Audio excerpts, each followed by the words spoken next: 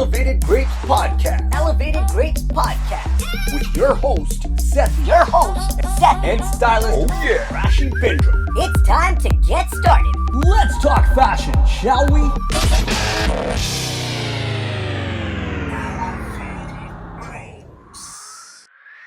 All right, welcome to Elevated Grapes. I am your host, Sethi. And fashion consultant and stylist Rashi Bindra.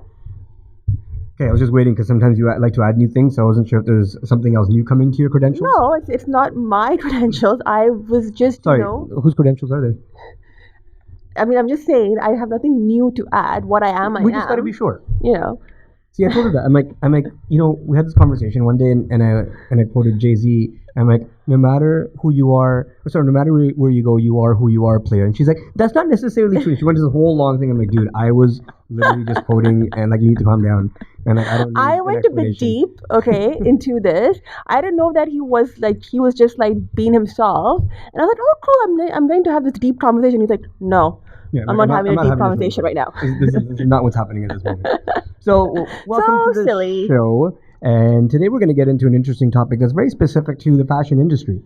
And yes, being that you're the co-host. Yes, I am. Okay. And I've been a co-host for a year, technically. Well, you just started, calling the co-host. Because people thought I was just a guest on your show. And I'm like, wait a minute, this is my thing too. How would they think you're a guest if you're here every single episode? Because you say, I am your host Sethi, and this is Stylist Rashi Bindra. So First of all, I never introduce you. You introduce yourself. So you've always had the opportunity to say that you're the host. I know, but it's just weird saying, I am host and stylist, and we technically co-host. So yeah, which is fair. So since you're co-host, yes. Getting back to the point, this is what happens. Rashi and I'll have a conversation. She'll take it in 17 different directions. So think about like a web that a spider's weaving. It's like starts in a circle, and then all of a sudden it'll go diagonally, and then go across, and then it'll go under, and like she's all over the place. I'm like, okay, so now that's fantastic. I appreciate it. But now let's get back to the point. And this is where our conversations lead us. So let's please introduce the topic, co-host. We're going to talk about mood boards, inspiration boards, and storyboards. Okay, perfect. So we have a lot of listeners that listen because we talk about styling tips. We have a lot of listeners that listen to our lifestyle components, and some listeners that listen to the fashion industry portion component. So some of them may not know what those things are, right? Because we have listeners that they're all fashion enthusiasts or interested, but they may not know specific things about the industry. So let's help define what the difference is between a storyboard, a mood board, and an inspiration board. Sure. And you have 25 seconds. I'm joking. Continue. Dear God. I love how I am supposed to break these definitions down. Well, you're the style consultant, are you not? You're also a stylist. Right, are you not? You're the style consultant. And a working stylist, so. Absolutely. So let's help define the difference between a storyboard, a mood board, and an inspiration board. And Rashi, jump in anytime you want. I just did that. Okay, so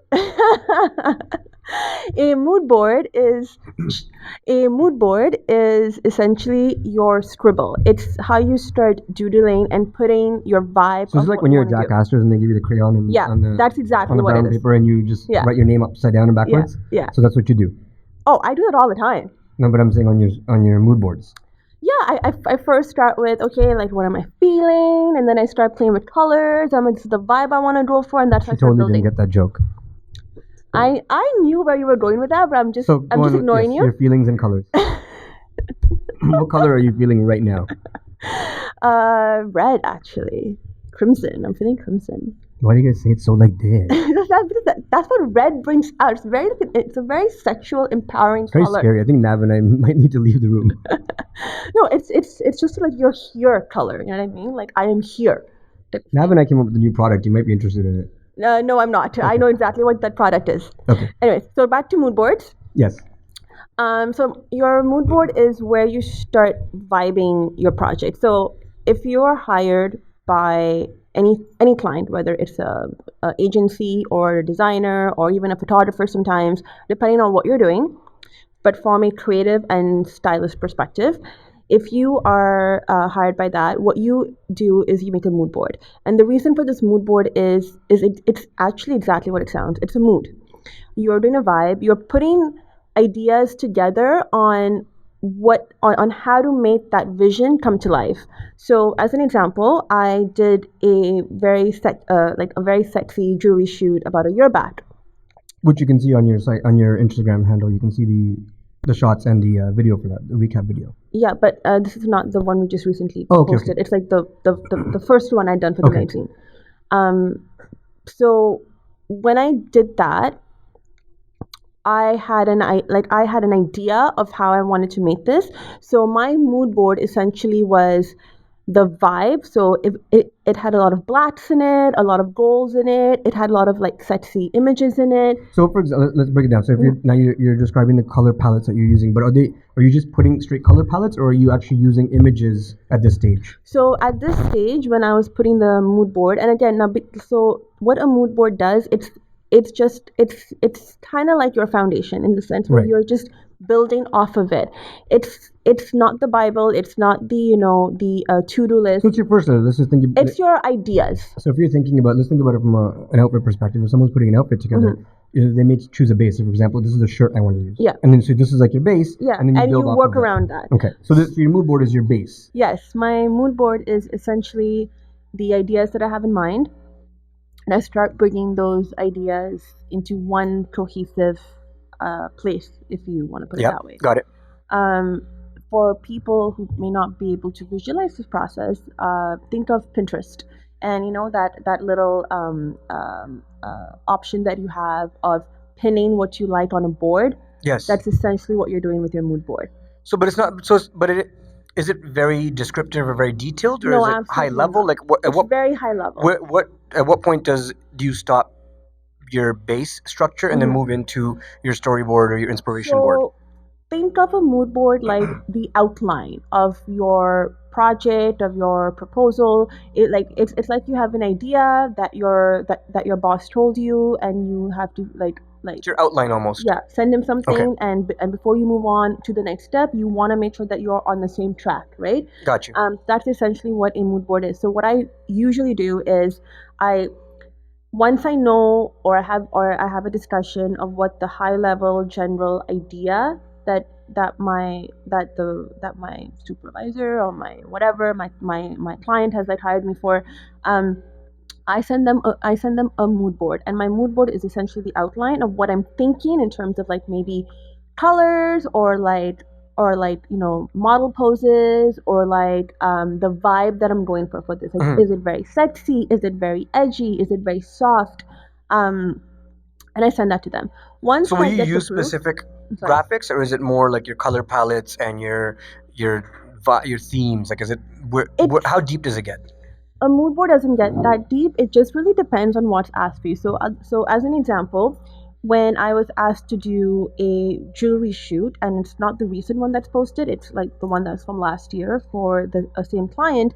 When I sent them a mood board, because I had an idea of how I want which direction to go to, my mood board was a little bit more detailed in the sense I had the ideas of what colors, what vibes, and what inspiration pictures. So that set the tone of the shoot that I was gonna do. Right.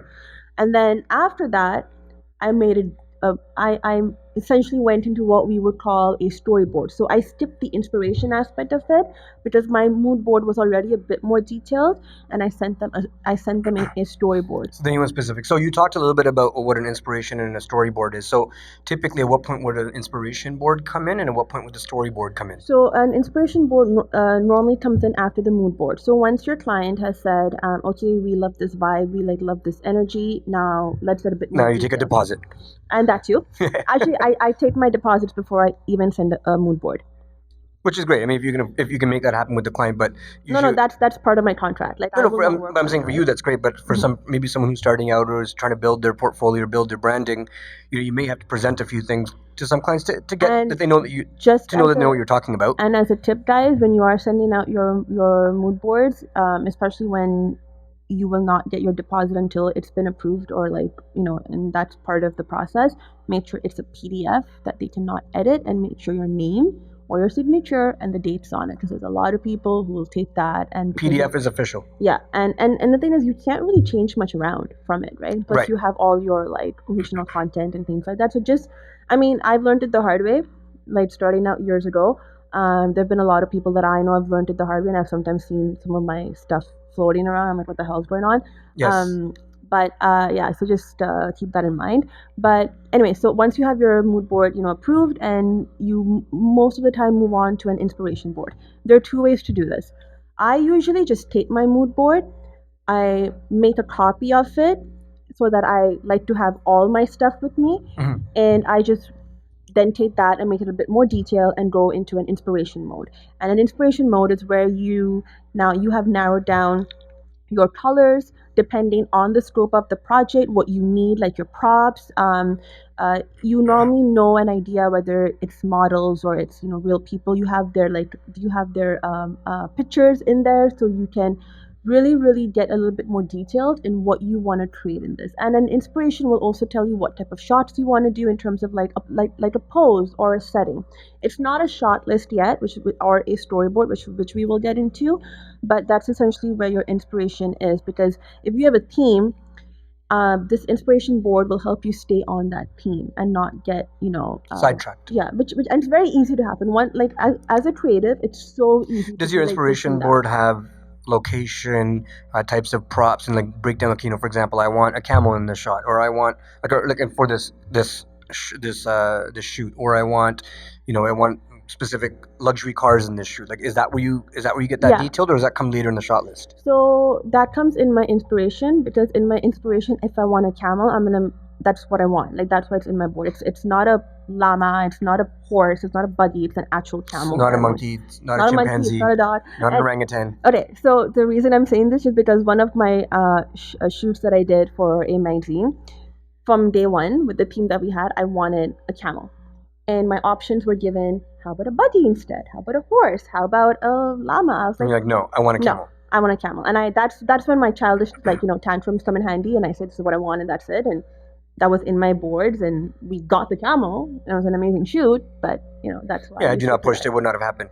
So you do that. So let's talk about the next step, which would be the shot storyboard or shot list. Yeah. So is there a reason that it's two different names? Are they interchangeable? Are they the same thing? It's realistically the same thing. It's just what you're used to. Videographers prefer the name storyboards. Right. And photographers like shot list. Yeah, it's Okay. essentially the same thing, because what you're doing is you're taking and you're telling a story, or you're telling a shot, like each shot by and if you can, you also try and put it in the order it's supposed to be shot in. So let's go back to our initial analogy. So your storyboard is like your mood board is like your base, like you're putting on an outfit together, you're putting the shirt. Your inspiration board may say, okay, well, you should wear this kind of blazer, maybe this kind of pants, and your storyboard will take it one step further and say, okay, this is how you should wear it and what you should accessorize it Exactly. with. So now you're at the storyboard stage. So you're taking your theme, I'm taking my vision, everything from your inspiration board, everything from my inspiration, and now what are you doing with I'm it? breaking it down scene by scene or shot by shot. So for example, so let's go back to that jewelry shoot that I'd mentioned. Yeah. So for that, I had to present a shot list, and just because that team prefers calling it a shot list, so for the purpose of this podcast, we can say it's a storyboard as well, right? So what I did was I said, okay, this is my first shot. Because I had seen the venue and the location, I was like, it's gonna be, let's say, on the bed, I'm gonna have this two like these two models. This is the outfits, this is their hair, this is their makeup, this is the jewelry pieces, this is the light that I want. That was my first shot list. And sorry, that was like scene one. Then I go on to scene two. I'm like, okay, I only want her like this, and I want, and you know what I mean? And you literally get very, very detailed, and that's exactly because that's the result that you want at the end. What this helps you in is being on time, or sometimes you get to finish ahead of time. Yeah, you may be ahead of time, right? And what that does is that, especially when you work with photographers, once your main shot list is done, the vibes also built and the energy is also built. So they end up doing extra stuff because they also start seeing something, and then you start seeing something. And I think that's important to have that flow, to get a little bit creative off the shot list. But able to do that, you still need to have some sort of direction, right? You still need to finish that. Let's also talk about, so you get hired by a client, whether it's a magazine or a designer, whatever the case, and they want you to put the mood board together. But then they say, you know what, I'm going to trust the photographer because I don't have the budget for you to do a shot list or an inspiration board. Tell me about the pros and cons of doing that, and in your experiences that you've seen where it's worked okay and it's worked out good, but the downfall of not going through the full process with a stylist like yourself. You don't get the result you want. So usually I get hired in two ways. Either I'm given a mood board or a inspiration board, and my job is to just put the clothes and source those clothing and the props and the accessories, or I'm told you're coming on as a creative or an art director, because they sometimes call it the same thing. There's a slight difference between the two, though, which I still have to figure out myself. I just get called both of them, and plus I do the clothes. So I've had situations where people are like, oh, but the photographer knows what he wants, so we don't need a stylist. What happens with that is that the end result is not usually satisfying, because yes, a photographer may be able to tell you your angles and can work with colors, but a lot of them cannot have that pop aspect, right? Because they're not seeing it. Yeah, because they're not seeing it that way, and then they spend more time. Let's try this and let's try that, So it ends up being a lot of trial and error, and it costs the client usually more money, or they don't get the products they want, because it's like, well, the time just went in trial and error, right? Mm-hmm. And sometimes photographers don't see small things in the outfit. It's not to say that they don't see it all the time. In fact, sometimes I've been told, oh, Rashi, I think I'm seeing this here, and that's totally cool. And I love working with people like that, because sometimes it becomes a collaboration. Like you're both working together for the common goal of the client. And then that's how you build your relationships with certain members of the team, and that's actually very, very crucial and key, because you will be in situations where your shoot becomes not what you had in mind, but you still have to give what you have in mind, and sometimes you don't have time for a mood board or a shot list or an inspiration board, and you have to wing it. And that's essentially what happened with me once. And I literally walked in this project with one inspiration picture of where the idea of what I wanted to do came. Right. And it made the cover of a magazine. That's very different. But so let me ask you a question. In that scenario now, where you're being thrown into the fire without any sort of direction, how did you guys work that? And what would have been different had you had the time to put together the appropriate tools, like your mood boards and inspiration boards and storyboards? What would have been different versus the way it ended up working for you? I just think in terms of it being less of a trial and error, and just having the flow of the photos and maybe getting a little bit more creative with it would have happened, just because the person, the influencer that we were shooting, like, she was not really a model, and that's what people also don't realize. Just because, and this is not with, and I'm not trying to disrespect anyone here, but realistically, yes, you are an influencer in whichever field you are in, and that's amazing, but an influencer isn't always a model. So what happens is that you put them in that environment. It's difficult sometimes to get that vibe from them, because, to be fair, they're not also used to. They're not trained. They don't know exactly what the photographer, the stylist, or whatever is looking for. Or how to deliver it. Exactly, and the problem is, like, also, like, being an influencer, being an Instagram quote unquote model it's very different, right? Because those angles are for a cropped square that's going on a digital platform. It's not for a photo. It's not for a magazine, or a magazine, or whatever the case is. Yeah, which has a whole different impact. So again, I'm not saying that just because you're an influencer, you don't know how to pose or do photo shoots. I'm just saying that when it comes to a certain level of, like, expectations, when you are working with non-trained models, things like shot list and inspiration boards really help, because it also lets the photographer know that, okay, this person is not a professional model, and this is the vibe or the look or the poses that we want to go for. I'm going to need, let's say, 20 minutes per shot, you know what I mean, versus, like, let's say 10 minutes per shot. It's going to take maybe 15 shots versus 2 to work exactly, right? And this is just part of the process. It's, again, not about who's great or not. It's just these tools help, really. So let me ask you a question now. So, and I'm assuming that this has happened before, is you go into a project and you have your mood board, but you didn't give you the budget for the storyboard or the inspiration board. What sort of discrepancies have you had with what the expectation is from the photographer, what they provided, versus what your vision was for that project? See, what happens is that we always like run out of time, right? Because if I'm seeing someone in a outfit that with at that moment it comes to my mind that, oh, if we do this or we change that, it's going to give this look or this shot. You sometimes just like run out of time, and sometimes even the photographer cannot see what you're seeing, right? So in their mind it's like, well, I don't have time to do this, or like I don't know if I can, and then they get frustrated a bit because they also have a very different way of looking at things, and that's just how they work. Yes. Also, when you don't have a inspiration board or a shot list, what you also end up missing out is on the end result. So I like to put what type of final touch I want, like how I want my edits to come.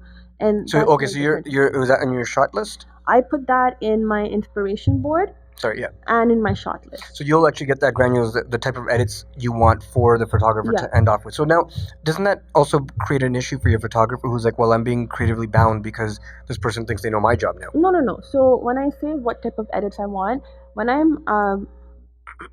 present what the client has asked me to present, with the vibe, there's a certain finish that we did on our photos. So I would not tell a photographer how to do his job, in the sense where like, you know what, like, don't do this, don't do that type of thing, and don't shoot this and don't shoot that. I never do that. I say this is the end result that we need, because I'm hired for a reason. And how do you do that? Do you provide that through description, or do you provide that through samples of types of shots? Both. Okay. Both.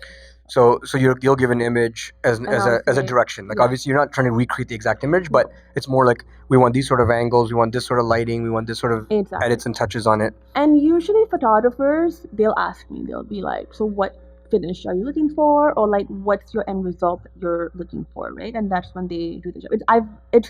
I don't think so far. I think that maybe once I ran into the issue of, you're telling me to do my job type of thing, and I'm like, okay, fine, this is the end result, can you give it? And Yeah. then we go back and forth. And like, so see, this is what I mean, is what I want. I'm not going to tell you how to do your job, but this is what I want. So let's now look at it from the style consultant or the stylist standpoint. You're going into a client, whether it's a designer, magazine, or whatever the case, and they've hired the stylist on to put together the mood board, but now they're getting pushback from the client and So a saying, stylist does not put the mood board essentially together. sorry, whose role would that be? Usually it's the creative director that puts the mood So board the creative together. director gets hired, says, okay, they put a mood board together, but they're getting some pushback and saying, we don't have the budget for an inspiration or storyboard. But you know that this project needs that as a creative director, like given the complexities of it, given what they want to achieve, they've told you their vision, but in order to make it execute, okay, I need it. So if I'm going in as a creative director into a project, but I'm getting pushback from the client saying, well, we don't really want you to do the next two steps. What sort of conversations should the creative director have? And I'm thinking about now the new creative director who's trying to get some jobs, and they know their stuff, and they know that what this project needs the next step. How are they, or what sort of things should they be advising their client, or that you worked on in the past and said, here's why you need these, and what sort of things should they be saying to the client? First of all, again, it depends a little bit on the scope of the project and the team involved. Like if this is a project or a team that's in a, especially for... You don't know the team this time. It's not like you're regular photographers. So that's when you would have to have that honest discussion with the client and be like, okay, I understand that to do 2 boards more, because it is very, very time consuming. It might be out of the budget, but then definitely I would need to give you 1 more board, because if I don't know the photographer, he doesn't know how I work, I've not had conversations with him, you have to just be honest to say that what they are expecting may not happen, because even the photographer at some point will be like, well, I don't know this creative director, like I don't know what it could go the other way too. to want, right? So even they're going to need some sort of direction, and usually it's very rare that the client will say absolutely no. They will budge and find that money, and sometimes if you have to negotiate a little bit, and I say a little bit, it's only like 10% maybe of a negotiation, then be open to it. But because as a creative, what happens is that yes, you're thinking about your value and your time, but you're also thinking about the final product. So that's where your heart lies into as well, right? So you have to have that conversation with them, and if it won't be you, it'll be the photographer who'll end up having that conversation with them. And so is there ever a point where you'd recommend potentially as an option if you know that, because when you're doing these sort of things, it's also your brand and title that's on the line too.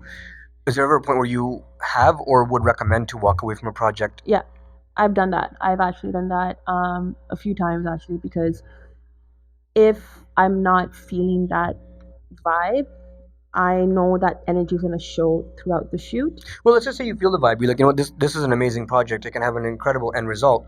But if the client and or the team that they want to use is not open to doing the extra things that your budget would require, like the mood boards, the storyboards, the inspiration boards, would you at some instances in those situations sometimes walk away from the project saying that you're not comfortable moving forward? I would just say that I don't think I'm right for this project, and I will happily recommend somebody else, maybe someone who's newer, who can accommodate what they want within the budget. Yeah, within the budget. But I think it's also very important to start, like, you have to know your own value and what you bring to the table, and then that's a huge component, and it's a huge discussion that as creatives we undervalue ourselves, because we are our emotions take over, that we want to just create something beautiful and something amazing. And also what happens is that when you're new, or when you're starting out, or when you're trying to break into a different industry, you're willing to do it for like next to nothing. And I learned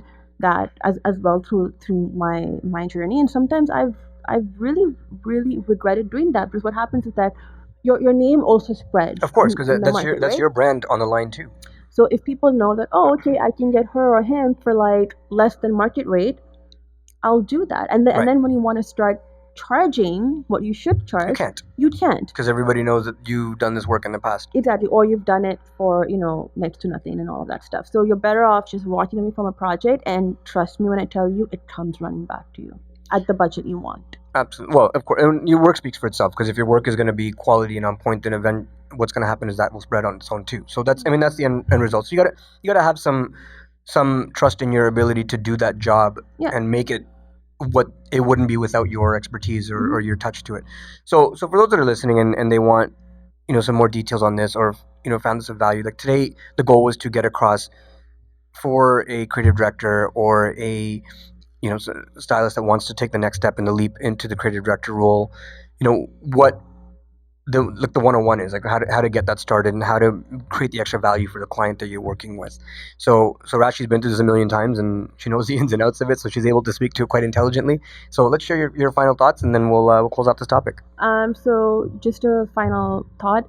Sometimes as a stylist, you may not have that creative director vision, and that's totally okay. There are a lot of stylists who are amazing as just stylists, and that's fine. We don't have to do everything, and sometimes you'll find creative directors who are just that. They're just directors.